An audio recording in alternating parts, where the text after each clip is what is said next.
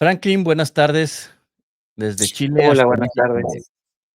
Desde el sur de Chile, Puerto Montt, la entrada de la Patagonia. ¿En Estamos serio? al otro lado del continente.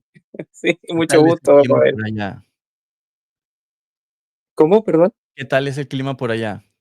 Ahora hay un verano precioso, está muy cálido, pero en general los inviernos son largos, con poca luz y muchísima lluvia. Entonces los Okey. días de sol los disfrutamos mucho, porque son escasos, hay poquitas. Ya acá, pues, evidentemente estamos del otro lado del hemisferio y ahorita estamos en invierno. Entonces, no creo que Bien, tengamos los bien. inviernos de ustedes, pero, un poquillo de frío nada más. Imagino. Yo imagino que no llueve tanto como aquí. No, no, de hecho, casi no llueve, pero bueno, ese es otro tema. Exactamente. Bueno, gracias por la invitación, Roel. Al contrario, Muchas gracias. Franklin Cáceres es trabajador social, magíster en psicología y orientación familiar.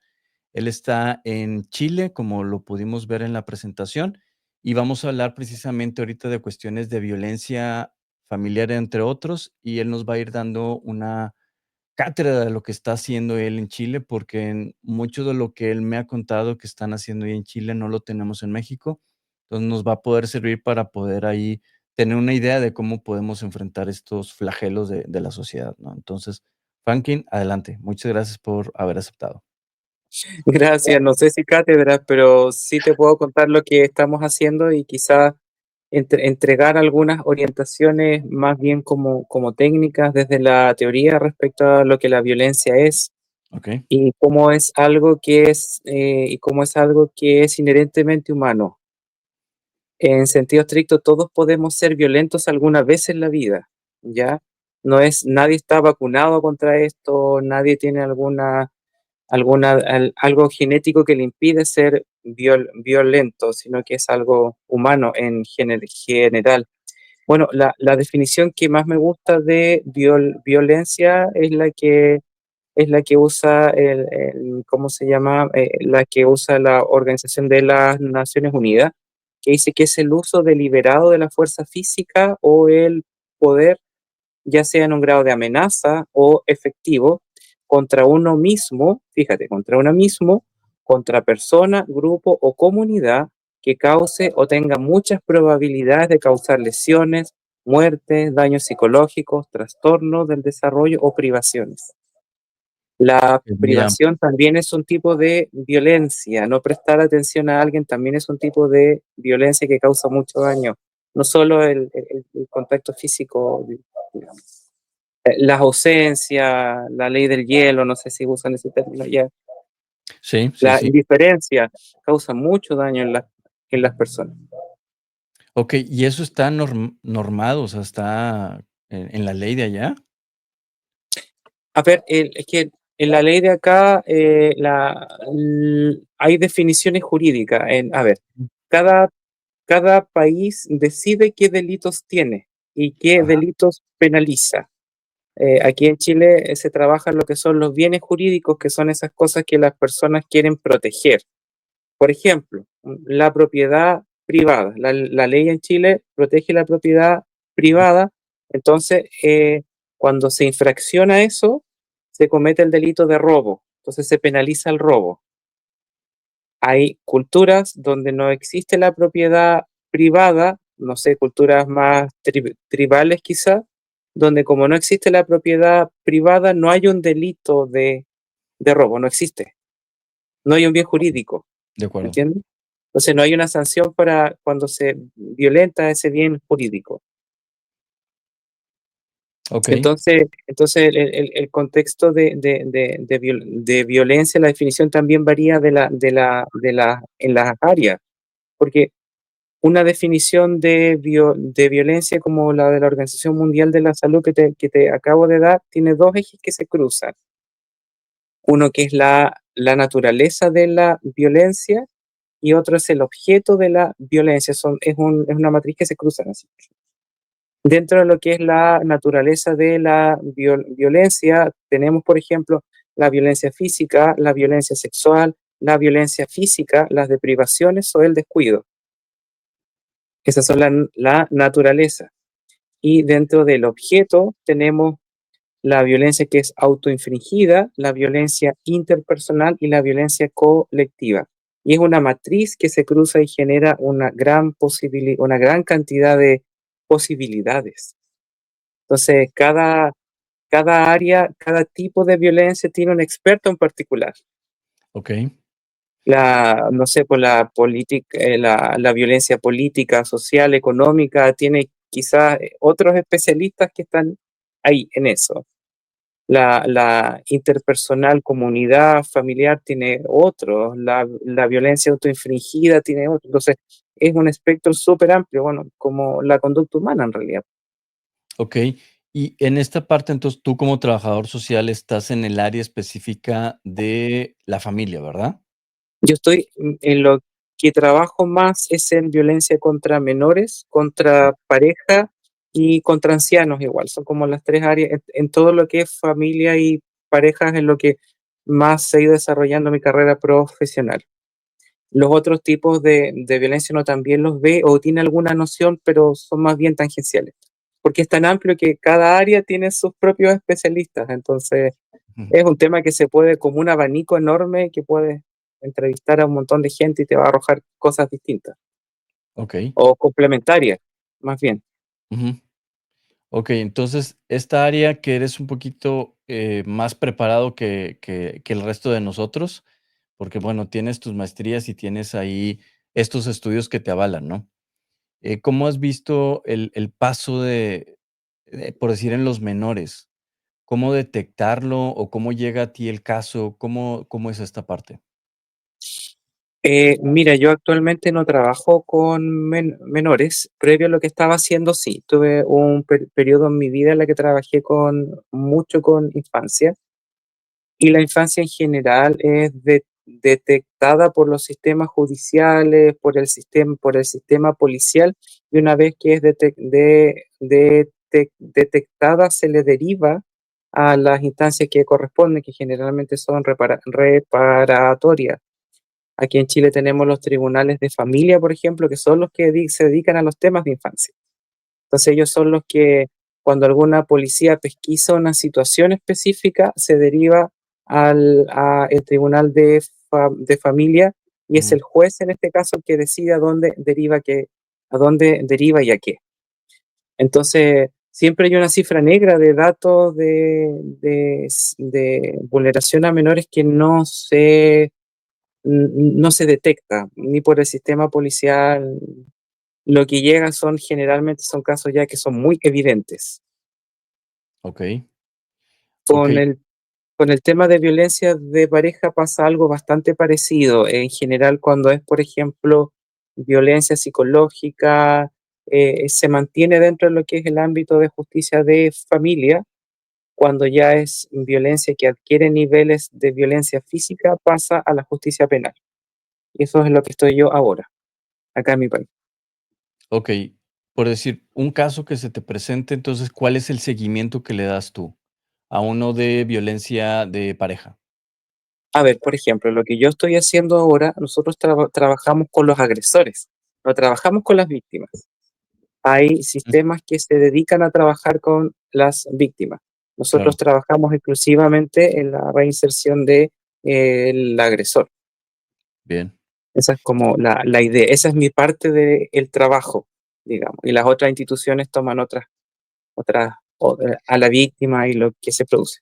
Fíjate, esto me llama mucho la atención que dentro de tu currículum vi que la reinserción social. No sé cómo funciona allá en Chile. Acá en México alguna vez estuve en un diplomado en materia de amparo. No sé si tengan amparo allá. Es un juicio que se hace para que la autoridad no abuse de su poder. Y vino un ministro, y comentaba que él estuvo una vez en Alemania y que estaba en un diplomado por allá. Y que le comentaron: "No, pues es que una vez tuvimos un caso de que una persona que fue condenada por un delito llegó a la cárcel", y dijeron: "¿Sabes qué? Pues está llena, vente en 6 meses". Pasaron 6 meses, ¿y qué crees que pasó? El alemán fue para que lo volvieran a internar.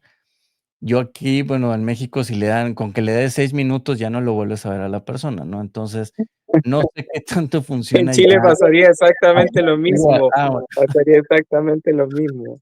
Es que, bueno, ahí hay elementos culturales de la población sí, general que facilita el orden. Bueno, en Alemania, por ejemplo, yo trabajo con los agresores sexuales igual. Cuando okey, ya han sido condenados, por ejemplo, cuando ya hay un juez que ha dictaminado que efectivamente pasó lo que pasó, pero en Alemania ellos tienen sistemas preventivos donde, por ejemplo, si hay una persona que está teniendo algún tipo de fantasía con menores de edad, llama a una línea y lo atienden psicólogos, psiquiatras y hacen todo el proceso preventivo. okey, Estamos a años luz de eso, estoy de acuerdo, sí. años luz de eso, no, años luz. Estamos recibimos a la persona cuando ya está hecho el daño Ujú, y cuando, ¿cómo se llama? Y cuando hay que hacer alguna actividad reparatoria para que no haya reincidencia. Eso es lo que, claro. en el fondo, que nos toca hacer. Sí, me queda claro esta parte y cómo lo hacen. Digo, es muy difícil para entenderlo porque en ocasiones, vemos, pues, las 2 partes, ¿no? La víctima y el victimario. Entonces, atender al victimario, o sea, la persona que está haciendo la agresión y que se reincorpore a la sociedad, ¿lo hacen desde la persona está libre o está detenida? Mira, en el sistema en el que trabajo yo es un sistema que se llama medio libre, es decir, las personas cumplen sus condenas en libertad, pero se les obliga a tomar un tratamiento obligado. Es decir, si cumplen con el tratamiento, se mantienen en libertad, si incumplen, tienen que volver a la pena corporal o de cárcel. Entonces, en el fondo están obligados a sujetarse a algo.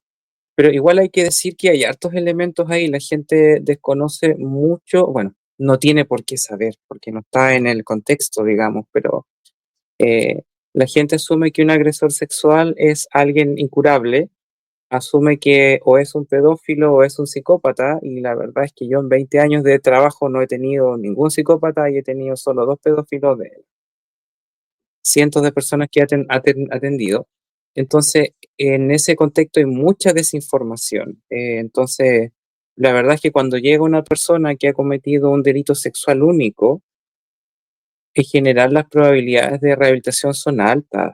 O sea, las estadísticas que nos dan a nosotros es que un agresor sexual sin tratamiento reincide un 14% y un agresor sexual con tratamiento reincide solo un 4%. Okey, baja bastante el porcentaje. Bajísimo.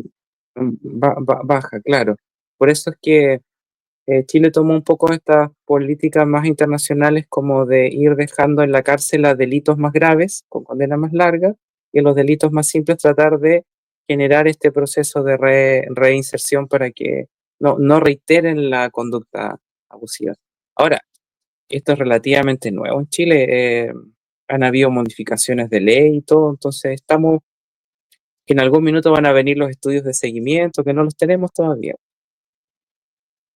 Okey, ahorita, ¿cuánto tiene de que se implementó esto allá en Chile?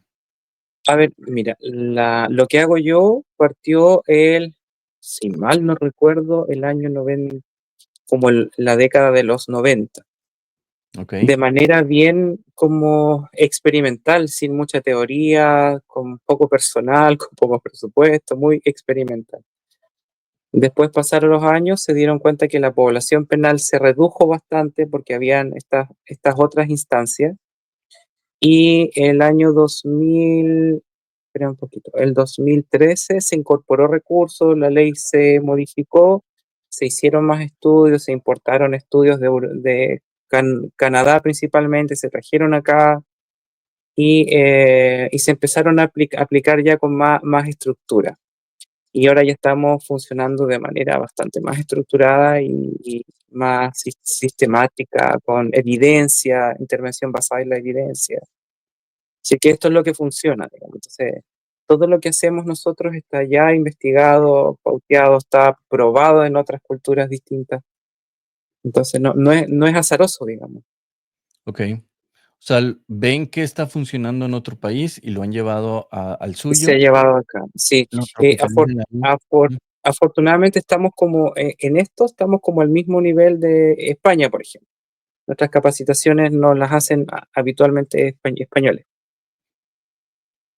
Okey, entonces Ese es hay una como el comunicación continua, pues. sí, no, sí, sí, es verdad. Es un desafío en realidad, pero, es un desafío lindo. O sea, me gusta lo que hago, me agota, sí. Hay días en que no quiero ver a nadie ni hablar con nadie, Entiendo. pero sí, porque en el fondo tienes que pensar también que una persona que agrede a otra en cualquier ámbito, también es previamente una persona que ha sido agredida de una u otra forma. Entonces, ese Ujú. victimario en algún minuto fue víctima también. De acuerdo, de acuerdo. Y que entonces ahí, por ahí uno logra como moverse dentro de este mapa y poder decir como, mira, por acá lo agarramos, digamos. Okey, y ahí es donde empieza el trabajo social, ¿no?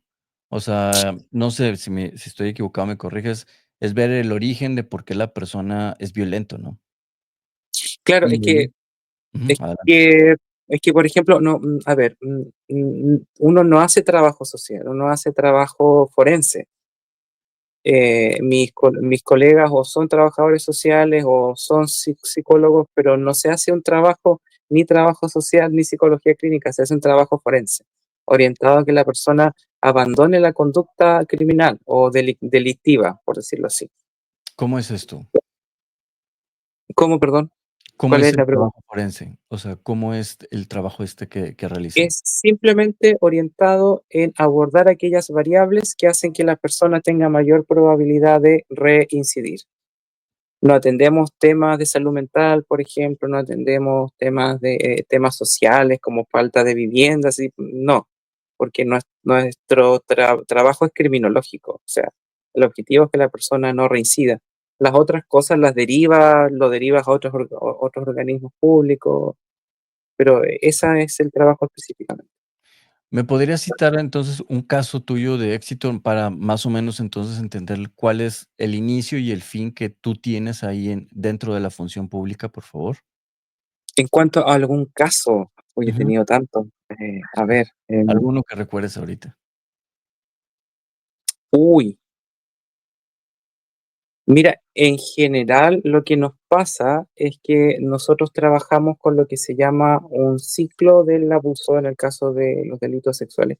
En el caso de los delitos de violencia intrafamiliar se trabaja también con un ciclo, con un modelo cíclico. El objetivo es que las personas rompan ese ciclo y para que rompan ese ciclo tienen que entenderlo. Entonces tú vas trabajando cada dinámica de ese ciclo para que las personas puedan comprender y decir, mira, me equivoqué acá, me equivoqué allá, pasó esto, lo otro. Y el éxito está en que las personas puedan hacer esa reflexión. Entonces, no sé, pues he tenido casos, me recuerdo de los más dramáticos, Ujú. pero a ver, churra, un caso. Te pesqué en curva, acá decimos así como, ay, no me lo Me esperaba. pescaste en curva. Sí, porque son muchos y en general como uno trabaja algo específico, Claro. después tú ya le pierdes tú pierdes el contacto con la persona, entonces no sabes si continuó o no, pero, nuestro trabajo está, por ejemplo, si una condena dura 3 años, tienes que ver a esta persona por el lapso de los 3 años, y en esos 3 años tienes que tener un plan de trabajo con esa persona específicamente. Entonces, después de los 3 años ya pierdes el contacto, no lo puedes seguir viendo, entonces no sabemos qué pasó, pero el éxito está en cuando la persona logra hacer una reflexión respecto a lo que hizo, a lo que pasó, a las condiciones que los llevaron ahí. He tenido historias macabras de personas que han sido violentadas física, sexual, psicológicamente, mucho, después llegan a la condena por un delito, sea de violencia intrafamiliar o de tipo sexual y no logran darse cuenta que toda la violencia que traen para atrás propició también la violencia que están ejerciendo en ellos, digamos, que están ejerciendo ellos. Entonces, cuando logran dar esa mirada, hay un cambio. ¿Qué tanto influye entonces, la desintegración familiar en la conducta de la persona, en tu experiencia? A ver, es uno de los elementos importantes, no es el más importante, pero es uno que está presente, ¿ya? Y tiene que ver claramente porque la familia, la relación con los padres, son los que se llaman fuentes de apego primario, es decir, son los padres o los cuidadores son encargados de desarrollar tu personalidad, lo que vas a llevar durante toda la vida, o sea, cómo te vas a enfrentar a la vida. De hecho, toda una teoría ¿cómo se llama? De los tipos de apego, si son ambivalentes, si son seguros. Mm, Entonces, mucho de lo que uno trae como persona es fruto de lo que pasó con tus padres.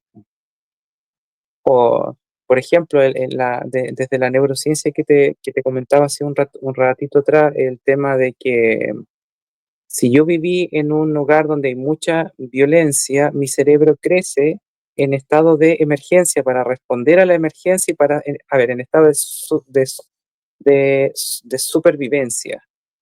Entonces, ¿qué pasa? Se van a ir atrofiando las otras zonas que tienen que ver con las capacidades cognitivas más altas. Me va a costar más aprender, me va a costar más empatizar, porque mi cerebro me dice, oye, estoy en peligro todo el rato, entonces tengo que sobrevivir. Y mucha de la violencia que las personas ejercen tienen que ver con eso.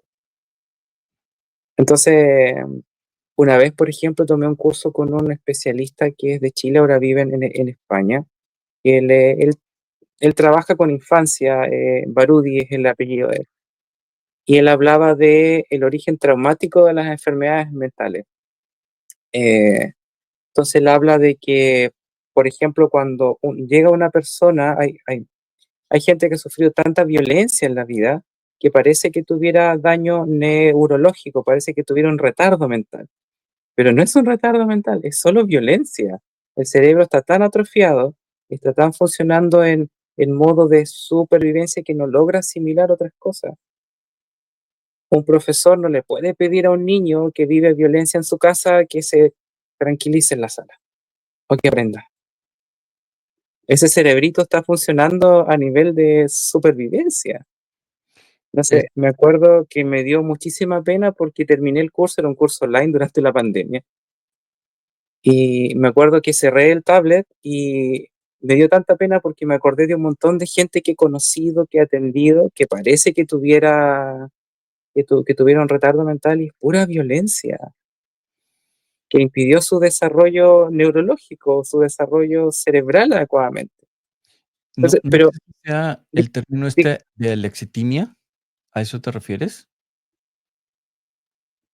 no necesariamente, es Okey, algo un poquitito más amplio en términos de que, ¿cómo se llama? De que es la capacidad, es que todo tu cerebro se conforma en un modo de sobrevivencia.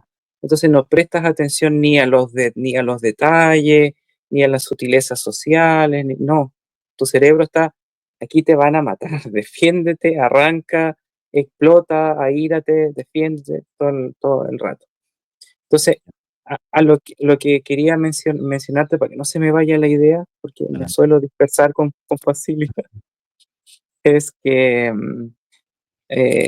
este, psiquiatra decía cuando una persona ha experimentado mucha violencia y tú lo tratas con amabilidad, obligas a su cerebro a crear conexiones que no tiene, porque no sabe cómo hacerlo. De acuerdo. Entonces, si tú lo tratas con amabilidad, está obligado, chuta, ya no me sirve ser violento, ¿no? ¿Qué hago? ¿Me entiendes? Y entonces ahí obligas a que el cerebro vaya generando otras conexiones y vaya, en el fondo, habilitándolo para otras cosas. Ahora, con todos los resguardos del mundo, porque una persona lastimada lastima, eso es inevitable, eso es inevitable. Sí, fíjate, esa era la parte yo que me refería de la parte de lexitimia, que la persona como nunca sufrió, más bien, nunca tuvo esas palabras de cariño, ese consuelo, ese apapacho, ese abrazo, la persona no tiene esas conexiones. Mm, Las puede ir formando con el tiempo, pero es todo un proceso que lo que me estoy dando cuenta es que lo que es precisamente esta etapa que ustedes llevan de reinserción, de ir mostrándole que sí se puede hacer, ¿no? Entonces, me agrada mucho porque esta parte de la lexitimia es cuando las personas no tienen esas conexiones neuronales porque nunca les dieron ese cariño, ¿no?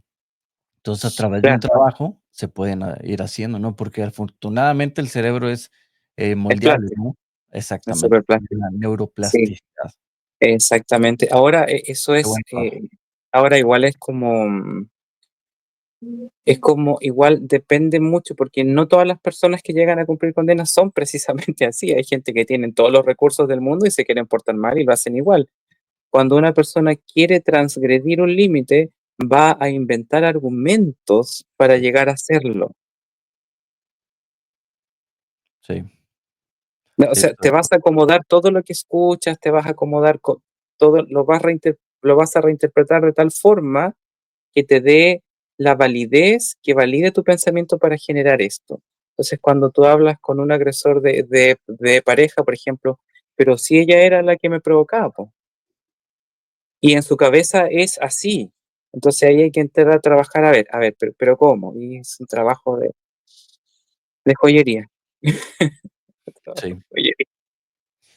Claro, Sí, bueno, esta parte, como dices tú, la ventaja es que para eso ustedes tienen la preparación y empiezan a detectar estas partes, ¿no? De que, oye, esta persona sí tiene este grado o esta persona me está claro. mintiendo y me quiere engañar, ¿no? O sea, mira, uno no lee la mente de las personas, pero Ujú. uno sí ve los actos. Como una vez alguien me decía, yo no puedo confiar en lo que la gente me dice, tengo que confiar en lo que la gente hace. Y me ha servido mucho en la vida en general. Es como, me dices que me quieres, pero no estás. Cuando te necesito no estás. Eso no es cariño. Esa persona no te quiere nomás. Te está mintiendo. Entonces, no es creer a lo que te dice, porque la gente también engaña. O sea, y no solo la población penal, todo el mundo. Soy un poco, me he vuelto con los años un poco Doctor House, así como todos mienten. Sí, Todos mienten, hay que ver quién no miente. ¿Y cómo se comprueba que no mientes? Con las cosas que hacen. Si tú amas a alguien, vas a hacer cosas para estar. Si no es una mentira nomás, no es concreto. Entonces, bueno, eso es dentro, es un resumida, cortita, todas las cosas que uno logra hacer y que los colegas hacemos a lo largo de Chile, todos con estilos distintos, por supuesto, ¿no? O sea, ahí vienen los estilos personales y todo, ujú, sí, claro. todo, lo lo de eso. En esta parte que también mencionabas de la violencia contra personas mayores, también entonces atiendes a, bueno, atienden a la persona que comete el delito. Pero nosotros en mi trabajo atendemos solo a los agresores, o sea, solo a las Sí, personas sí, sí. condenadas por esto, no a las víctimas, Ujú. ¿sí? No sé, de todo, tenemos infanticidios, tenemos de todo. Okey. ¿Qué tanto se da la violencia con personas, mayores, adultas mayores? Mira, no tengo las estadísticas, como trabajo aún, yo trabajo a un nivel más de operador en el cara a cara, entonces no manejo las estadísticas que las manejan otras áreas, digamos, Ujú. tal vez de estadística penal, pero son pocos, quizás se judicializa poco. Okey. O O sea, sea, no yo hay siempre he tanto escuchado que problema ahí. hay harto maltrato, por ejemplo, aquí en Chile pasa mucho que para las fiestas de Año Nuevo la gente va a dejar a sus ancianos al hospital, que los hospitalicen, para poder ellos hacer una fiesta tranquilo, disfrutar tranquilo y el hospital está lleno de ancianos. Guau. ¿Suele pasar? Suele Okey, pasar, pero no es un delito. Entonces no llega con nosotros, ¿me entiendes? No se constituye como... Entonces siempre hay cifras negras, las cuales uno no tiene ni una posibilidad de conocer, de ver, no, bien. no hay Okey, cosa.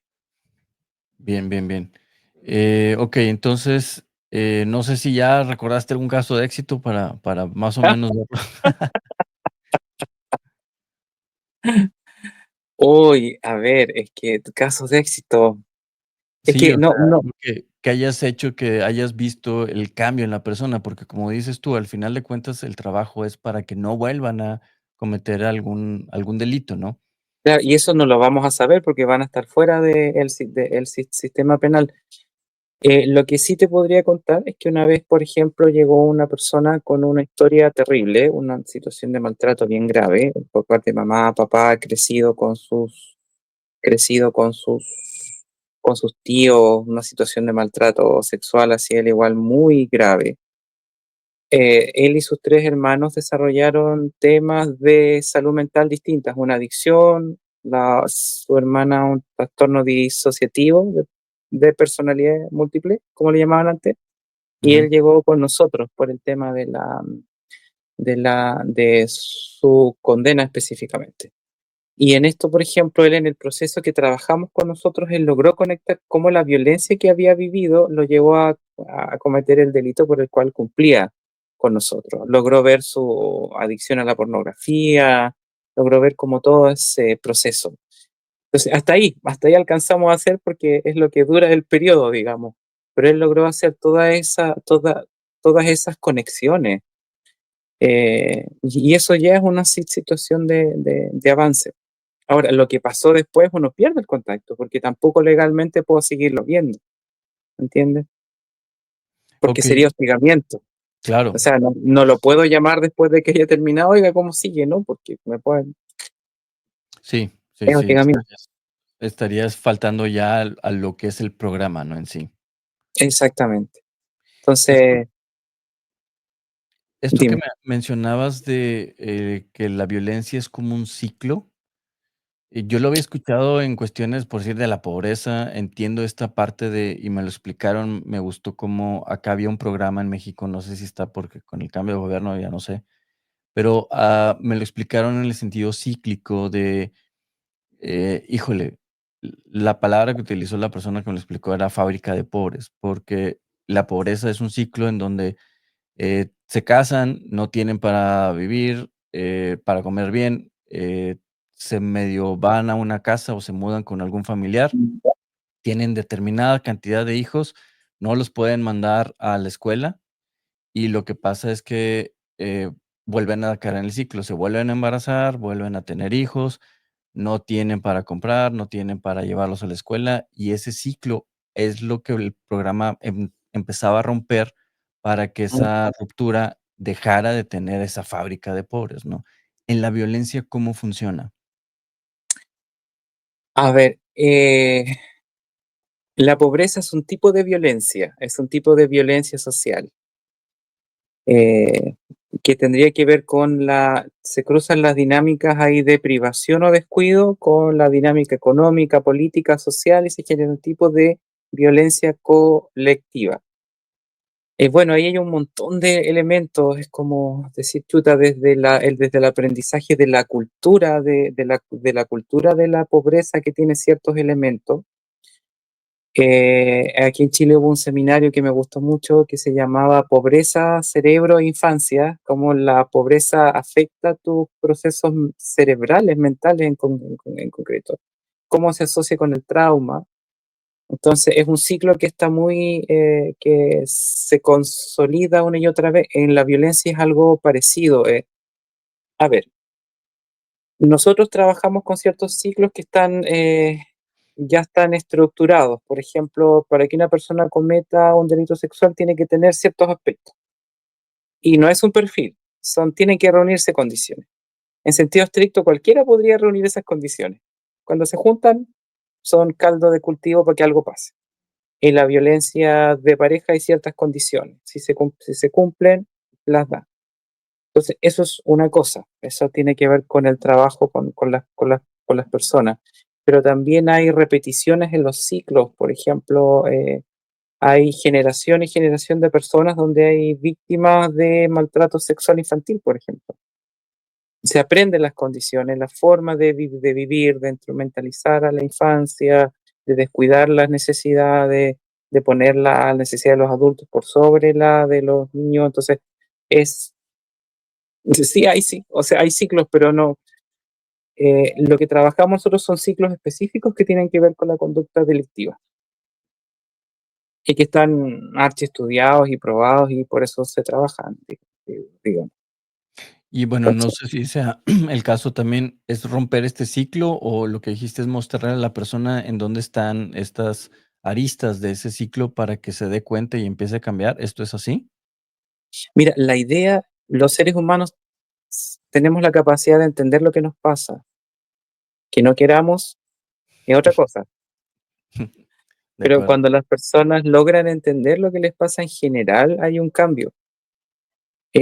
La mayoría de las personas que llegan por delitos tan delicados como estos, son personas que están con una nebulosa mental horrible, no saben lo que pasó, no saben lo que sintieron, o simplemente tienen tantas formas de neutralizar la culpa que están muy enredados, ¿me entiendes?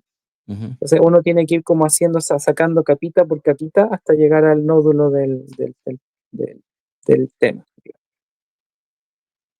Okey, okey. Entonces, no sé si me entiendes la diferencia. Una cosa es los ciclos que trabajamos con las personas y otra cosa son los ciclos de conducta aprendida eh, que se va dando. O sea, mucho, por ejemplo, hijo de padre alcohólico se vuelve alcohólico o genera una conducta distinta. Y, o sea, esos son ciclos que se rompen con que las personas conozcan también lo que les pasa y entiendan. Y lo que yo no elaboro, lo repito. Si yo tengo algo que no he trabajado en la vida y me hago aquí en Chile diríamos, me hago el leso, me hago el que no entiendo nada, el que no escucho nada, estoy casi condenado a repetir. Si yo lo traigo al frente, si lo trabajo, si trabajo lo que me pasó, si me enojo, si pido perdón, si perdono, si hago terapia, lo que sea necesario, la probabilidad de repetir se reduce mucho. Ujú, Porque igual, mira, lo que explicaba la otra vez una persona, yo no soy científico, tal vez alguien del área te lo podría explicar mucho mejor, pero para una idea, nosotros tenemos en el cerebro una zona que se llama la zona de activación reticular, que es un sistema que opera en tu sistema nervioso central, que hace que es como un lente de una cámara y te lleva a elegir lo que tú ya conoces. Es decir, si has venido de una situación de pareja violenta, tu sistema de activación reticular te va a llevar a elegir una persona que va a repetir el ciclo de violencia. de acuerdo. Por eso es súper importante para reparar cualquier cosa tener modelos distintos, incorporar modelos distintos, incorporar experiencias, incorporar relaciones sanas, porque ahí tu sistema de activación reticular se va ampliando un poquito más y te permite.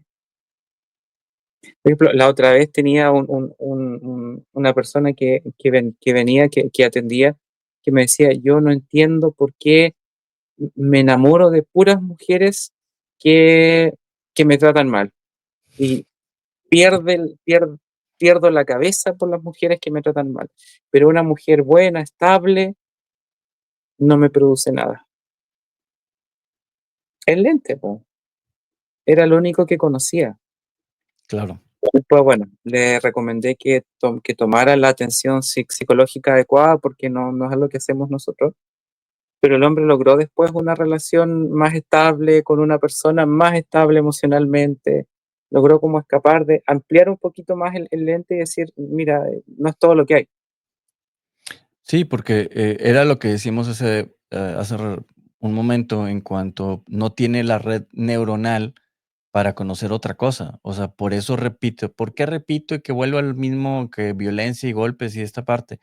Porque no has aprendido otra cosa y tu cerebro se va por lo que ha aprendido. Entonces, ya con terapia, como comentas tú, esto ayuda para que se genere otra red neuronal y que pueda darse la oportunidad de conocer otra cosa, ¿no? Otro tipo de Exacto. personas. Exactamente, y ahí está la importancia del modelaje prosocial, o sea, tienen que haber personas y que tú puedas ver como un modelo, no perfecto, porque no hay personas perfectas, De pero sí acuerdo. modelos sanos, de paternidad sana, de maternidad sana, de jefes sanos, ¿me entiendes?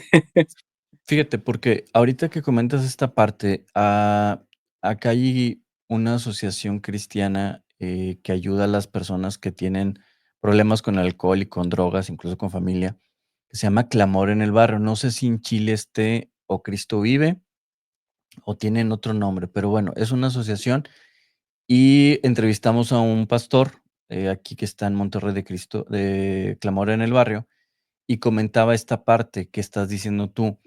El pastor tiene que ser casado, porque la mayoría de los que llegan ahí, que están Mm, en cuestiones de drogas y alcoholismo, tienen la mayoría padres disfuncionales, es decir, que se separaron, o hay violencia, o hay consumo de drogas, o hay consumo de alcohol excesivo, y no entienden la diferencia de un verdadero matrimonio. Y lo que hace que esté casado el pastor es para que puedan dar un ejemplo de cómo es. Y es esta parte que dices tú, pues ellos traen ese chip, de esa moverla. red neuronal, y al mostrarles algo diferente se crea ese otro patrón neuronal Sí, y ya pueden entender, son 2, entonces me voy por el que me conviene, ¿no? Que ahora sería el nuevo. claro, igual ahí es importante pensar que las personas que están atrapadas en adicciones, nosotros con mi esposa trabajamos muchos años en la comunidad cristiana en la que participamos, en la Viña en Puerto Montt. Teníamos un centro de tratamiento de adicciones ¿Mm? con un enfoque cristiano, todo, muy lindo el proyecto, duró lamentablemente 4 años, no duró más, pero fue una linda experiencia. Y, ¿cómo se llama? Y allí se daba mucho el tema de que, o sea, lo que uno ve es que una persona que es adicta es una persona que está huyendo, que no es capaz de resolver una situación emocional, entonces se anestesia con Bien, sustancias. Entonces, no es solo una adicción, sino es un tema emocional, hay un tema espiritual, hay un componente que es muy, bueno, como todo lo humano, todo es complejo.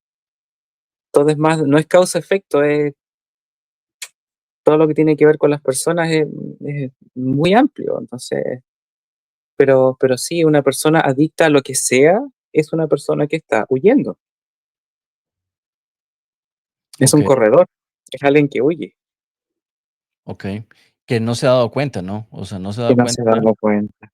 Sí, que no porque se ha dado cuenta. no se ha dado cuenta hasta que le empiezas a mostrar ya con hechos, en el caso, por decir que lo hacías con tu señora, de que si vio que sus papás siempre peleaban, que siempre se gritaban o que se golpeaban o abusaban de alguna sustancia, y al ver un modelo diferente, empiezan a generar esta parte de esa parte, de la plasticidad del cerebro y pueden tener opciones. Entonces, su sistema ya tiene 2 opciones, por así decirlo, ¿no?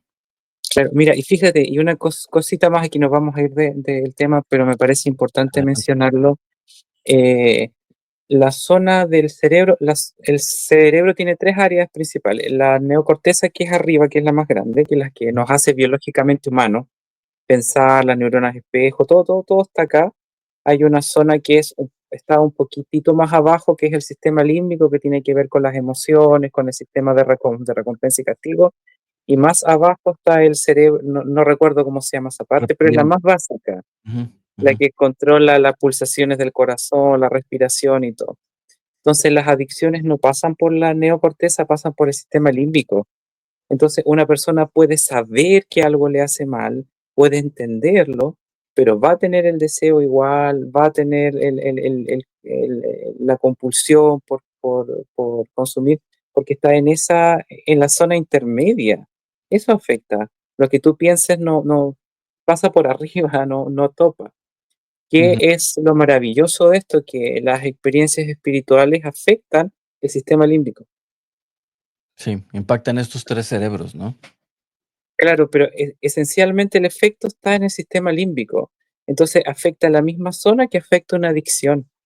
Por eso es que las personas, por ejemplo, que llegan a comunidades cristianas desde una adicción, suelen tener un mejor pronóstico de recuperabilidad que una persona que no, porque se afecta la misma zona de tu cerebro a través de la experiencia espiritual y a través del consumo. O sea, se va directo al grano, no se va con vuelta. Sí, o sea, son las mismas áreas que se activan en una y otra, por así decirlo. Exactamente, sí, sí, por Ujú. supuesto. Entonces, eso hace que las experiencias espirituales tengan un efecto tan positivo en las adicciones, porque afectan la misma zona, el sistema límbico, la zona de recompensa. Me hiciste recordar un estudio, científico que dice que la ansiedad prende ciertas áreas del cerebro, pero la Ujú, oración prende las mismas. ujú, Entonces, no puedes estar ansioso si tienes una oración de gratitud y agradecimiento. sí, Entonces, una buena forma de dejar esta parte de la ansiedad es ser agradecido y estar consciente de ser agradecido, ¿no? sí, claro, o sea, son prácticas que están históricamente, lo que pasa es que ahora la neurociencia lo está como descu poniendo de una manera más científica, con más evidencia, ¿entiendes? Es fascinante lo que está pasando en realidad. Por ejemplo, cuando tú entiendes que la parte de tu cerebro que está la zona prefrontal que tiene que ver con el contacto con las demás personas, es la misma que ocupas en tu relación con Dios. Entonces, claro, por eso te puedes sentir abandonado por Dios, te puedes sentir amado por Dios, igual que si fuera otro ser humano, porque ocupa la misma parte, la misma zona de tu cerebro para ese vínculo. Entonces, de cierta forma, los que somos creyentes creemos que estamos diseñados para eso, para ese vínculo, ¿me entiendes? Y no es distinto al de otro ser humano, por eso Dios puede ministrarte la paternidad a través de esa zona, puedes entender, po. okey. Digo, al final de cuentas, como dices tú, ahorita la ciencia es lo que lo está descubriendo cuando sabemos que ya, bíblicamente estaba ahí esta parte, ¿no? Claro, sí, po, hace mucho rato, la conexión entre el estómago y el cerebro, Ujú. son cuestiones que están hace mucho, mucho rato. Lo que pasa es que ahora se está como teniendo evidencia empírica de eso. Tenemos la tecnología, o sea, no nosotros, los científicos tienen la tecnología para poder hacer ese tipo de cosas. Bueno, ahí nos fuimos para otro lado, Perfecto. pero Sí, sí, sí. Estábamos con la violencia, pero bueno, era para aclarar algunos puntos. sí, Pero al final de cuentas exactamente. está relacionado porque, todo recae en esta parte que la maravillosa máquina de lo que le llamamos cerebro, ¿no? Pero entra también la parte de la mente y la parte del espíritu que juegan un papel para, al final de cuentas, sanar este mal que es la violencia, ¿no? Entonces, va en ese sentido. Sí, claro, por supuesto. Por supuesto, ser una persona, a ver, es difícil escapar de la violencia cuando te has crecido en ella. Es difícil porque vas aprendiendo patrones, vas aprendiendo formas de vincularte violenta. eh, de hecho, en general, los seres humanos compensamos mucho. Por ejemplo, si tú ves una persona que ha experimentado mucha pobreza en su infancia, va a ser una persona que va a sobrecompensar ostentando lo material que tiene. Entonces, lo que la gente te muestra en su conducta es precisamente lo opuesto a cómo se siente, a menos que esté muy niveladita, esté muy como sano eso. Por ejemplo, una persona que ha sufrido de mucha, una persona muy agresiva es una persona que sufrió de mucha vulneración. Entonces, tú vas mirando, ya, ok, ya sé con quién estoy, quién tengo enfrente en el fondo. Lo que mostramos muchas veces son sobrecompensaciones. Okey, Y en muchos ámbitos de la vida, una persona narcisista es una persona tremendamente insegura. Entonces, hay como, tú puedes ir leyendo esas claves y decir, "Uy, el que tengo al frente en realidad es bastante inseguro, porque te arroja el título encima, porque trata de hacerte sentir que eres menor que él". Ya es un indicador de que hay niveles de inseguridad bastante altos. okey, okey. Híjole, pues, digo, hemos hablado de varios temas, como dijiste, nos dio un poquito al final sobre temas de la violencia, pero yo creo que el poder también entender cómo funciona el cerebro y que hay una esperanza siempre, ¿no? Una persona que es violenta, que pueda entender que con ayuda puede cambiar, o sea, no tiene por qué vivir siempre en un ciclo de violencia, sino que con la ayuda Ujú. profesional y de vida puede salir de eso y puede rehacer su vida, ¿no? Para dejar este tipo de conductas. Digo, hay la parte clínica, la parte psicológica, la parte espiritual. Entonces, es Sin como el duda. llamado a esta parte, ¿no? De las personas que son violentas, que sí se puede salir adelante, siempre y cuando tengan también la convicción de querer hacerlo, ¿no? Exactamente, exactamente. Siempre se puede. Más cuando hay ayuda cuando haya la ayuda. Bueno, yo soy creyente hace muchos años. Entonces, creo que cuando Dios interviene en la vida de las personas también hay un nuevo nacimiento y un cambio. Y ese es un elemento que no es cuantificable teóricamente, que simplemente ocurre, que simplemente ocurre. De acuerdo. Muy Y bien que lo ahí. he visto y lo veo en mi trabajo. Entonces, igual yo digo, me ahorra mucho trabajo. Hay medio camino avanzado y ya me voy a cansar menos en trabajar con esta persona. Sí. Exactamente, de acuerdo. Muy bien, Frankie. Entonces, no sé si quieras agregar algo más para, digo, sé que son 3 horas de diferencia en México y en Chile. Entonces, no te quiero quitar tiempo de sueño o de cena. Entonces, no sé si quieras agregar algo más de esta parte de la violencia, cómo poder combatirla o prevenirla, o cómo podemos llegar a una reinserción adecuada para que las personas ya no vuelvan a cometer estas conductas, ¿no? A ver, no hay una respuesta simple, pero mira, desde lo que sí le podría decir a las personas es, no hagas a los demás lo que no te gusta que te hagan a ti. Si uno tiene clarísimo lo que no te gusta que te hagan, no lo hagas a los demás. Y si lo estás haciendo, pide ayuda. Si no te gusta que te hablen mal y estás hablando mal a la gente, si no te gusta que te abandonen y estás abandonando personas, si no te gusta y lo estás haciendo y te logras dar cuenta, porque a veces estamos tan bloqueados que ni siquiera lo vemos, pero si logras darte cuenta, pide ayuda. Creo que el silencio mata. La gente muere sin pedir ayuda y eso es triste, es muy triste. Estoy de acuerdo. Muy bien. Pues antes de terminar, quisiera agradecerte y antes que nada bendecir tu vida, bendecir la vida de tu asistente técnica que andaba ahí contigo ahorita, a cada miembro de tu familia, que Dios bendiga enormemente tu trabajo, que te dé la sabiduría para poder ver los casos que estés llevando y que puedas dar siempre los mejores, puntos resolutivos, es decir, que sepas por dónde ir para que la persona pueda ver estos ciclos que estamos diciendo, que los pueda entender y que pueda cambiar. Entonces, que Dios bendiga enormemente tu vida, que te dé mucha sabiduría y que también te prospere en el bolsillo, porque, pues, también necesitamos esta parte de comer. Entonces, gracias por tu Amén. tiempo. Gracias por Muchas gracias, lo recibo. que así sea.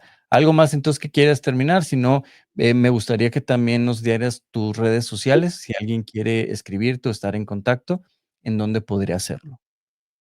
Bueno, mi Facebook, Franklin Cáceres, y también me pueden seguir en el canal Nada es Imposible TV. Tengo un programa que se llama Una conversación, una vida, donde entrevisto personas que trabajan en distintas áreas de la salud mental y problemas psicosociales. Tocamos temas como, no sé, duelo, trauma, hemos tocado temas como violencia contra la mujer, maltrato infantil. Entonces, programas ustedes los pueden ver ahí en el canal www.nadaesimposibletv.cl y en las redes, en el Facebook. Soy baby boomer, entonces ocupo más Facebook que otra cosa. Okey. En Facebook es con tu nombre, ¿verdad? Tu nombre y tu apellido. Sí, con mi nombre, Franklin Cáceres, sí. Perfecto. Pues muy bien, Franklin, no sé si quieres entonces agregar algo más, si no con esto estaríamos terminando por esta vez. Yo creo que habrá algunas más, ya con algo más concreto y lo veríamos ya contigo, ¿no? O cuando quieras. Muchas gracias, Roy. Gracias por la confianza y mucho éxito. Que el Señor te siga bendiciendo mucho. Que así sea. Gracias. Entonces, pues bueno, estamos despidiendo entonces Historias No Contadas por un capítulo más. Recuerden que Dios siempre es bueno y Dios siempre provee.